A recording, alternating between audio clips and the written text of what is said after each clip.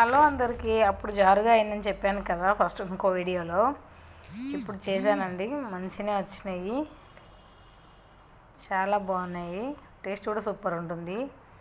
పిల్లలకు ఎక్కువ మనమైనా సరే రోజు తినొచ్చు, బాగుంటుంది టేస్ట్ కూడా. చాలా మంచి బెల్లంతో చేసుకోవాలి ఏదైనా సరే, మనం చేసుకుంటే పిల్లలు బాగా ఇష్టపడతారు.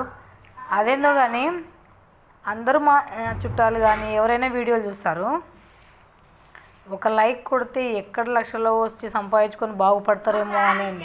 ఒక లైక్ కొడితే ఏమొస్తుందండి, ఏమీ రాదు. ఒక లైక్తో అంతే సంతోషం. ఎవరు కొట్టినరే అని సబ్స్క్రైబ్ చేసుకుంటున్నారు, మళ్ళీ దాన్ని అన్సబ్స్క్రైబ్ కూడా చేస్తున్నారు జనాలు.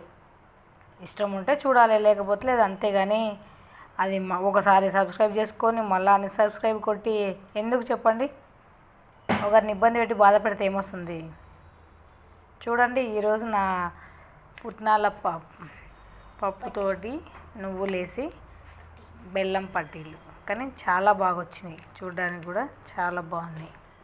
చాలు, మనకంటూ ఇంట్లో వచ్చిన వాటితోనే, ఉన్న వాటితోనే పిల్లలకు అదొకటి ఏదో చేసి పెట్టామనుకోండి, మనకు వచ్చినట్టు ఉంటుంది, పిల్లలు హ్యాపీగా తింటారు, హెల్తీగా ఉంటుంది కదా.